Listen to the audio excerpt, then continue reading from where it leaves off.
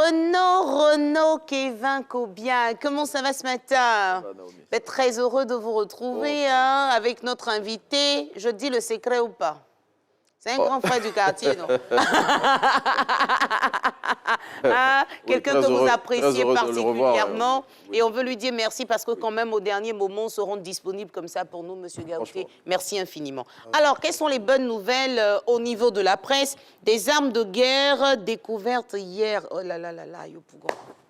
Oui, bonjour à tous. Bon, on pourra dire que c'est une bonne nouvelle, hein, puisque la gendarmerie nationale a mis hors d'état de nuire la personne qui détenait ces armes. Et donc, ce coup de filet a été réalisé par plusieurs équipes de la gendarmerie nationale. Et c'est grâce à plusieurs informations anonymes qu'ils ont reçues que les éléments de la marée chaussée ont saisi cet arsenal de guerre composé de plusieurs armes, munitions et attributs militaires. Et c'était dans le quartier Bel Air de la plus grande commune de Côte d'Ivoire. Et selon Soir Info qui donne l'information, eh bien, le détenteur de ces armes qui a été arrêté se faisait passer pour un collaborateur externe du ministère de la Défense. Ah ça. Vous nous proposez un chiffre dans la revue de presse de ce jour. Oui, 340 200 et il correspond au nombre d'enfants en âge d'aller à l'école et en Côte d'Ivoire et qui n'ont pas malheureusement accès au système éducatif national faute d'infrastructures. Cette situation, selon l'Inter, a été révélée hier par la ministre de l'Éducation nationale et de l'alphabétisation, Mariatou Koné, et c'était lors des assises de la Commission nationale de la carte scolaire 2022 qui se sont tenues hier jeudi.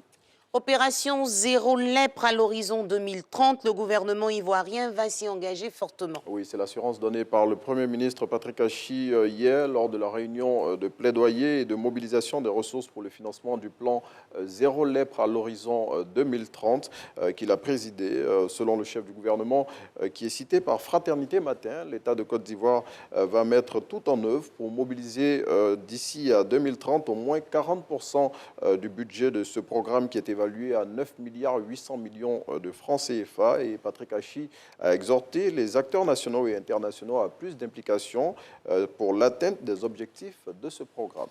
Élection du président de l'Assemblée nationale, Adama Bitogo sera face à Jean-Michel Amonkou. Oui, le député d'Agboville qui a été désigné par le Rassemblement des Oufouettistes pour la démocratie et la paix pour porter ses couleurs à ce scrutin aura face à lui celui d'Agni Bilekro, sous-préfecture, qui est membre du groupe parlementaire PDCI-RDA.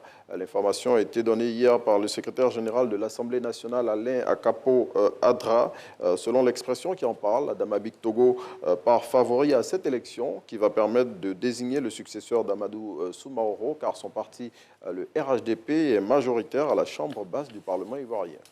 Obsèque du frère aîné du président du PDCI, le chef de l'État, Alassane, lui exprime sa solidarité. Oui, c'est ce qu'indique le matin en lançant à sa une de ce jour. Ouattara essuie les larmes de Bédié.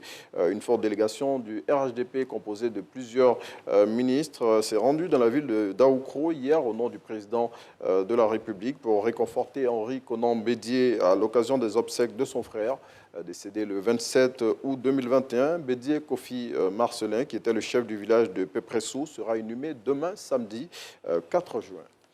C'est aujourd'hui que les éléphants de Côte d'Ivoire affrontent les Chipolo-Polo de la Zambie. Oui, Jean-Louis Gasset et ses poulains seront face aux Zambiens ce soir dans la ville de Yamoussoukro. Et le coach français et ses poulains qui ont rallié la capitale politique de la Côte d'Ivoire hier sont déterminés à remporter cette rencontre qui s'inscrit dans le cadre de la première journée des éliminatoires de la CAN 2023 que va accueillir la Côte d'Ivoire. Et pour le quotidien sportif Le Sport, eh bien, cette victoire qui est impérative, donc doit être acquise avec la manière afin de rassurer les Ivoiriens.